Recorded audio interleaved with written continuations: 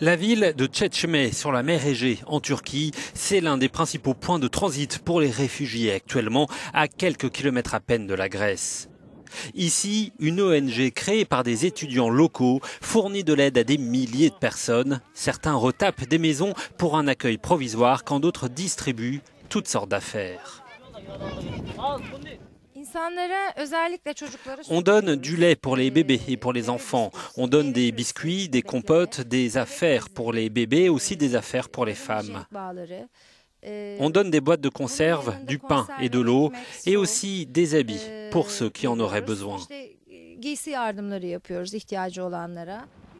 Auparavant, la ville était une station balnéaire très prisée avant l'arrivée de milliers de migrants. Aujourd'hui, la plupart des hôtels sont abandonnés ou squattés par des réfugiés en attente de leur départ.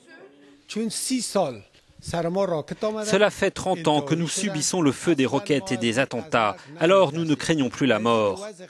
La situation économique est tellement déprimante. Nous sommes obligés de partir et de prendre les bateaux. Et je sais bien qu'il y a 99% de risques que nous mourions.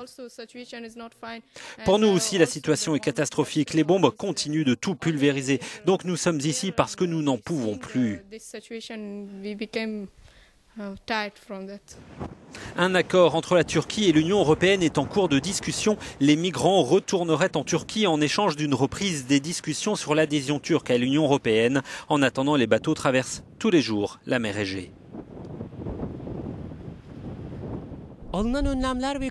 Ces résidences de vacances sont utilisées comme un dernier arrêt avant la Grèce. Aujourd'hui, tout est calme et désert à cause des dernières mesures de la Turquie et des mauvaises conditions météorologiques. Mais les réfugiés vont revenir en nombre sur ces routes dès que la météo le permettra. Bora Bayraktar, Euronews, Çeşme, İzmir.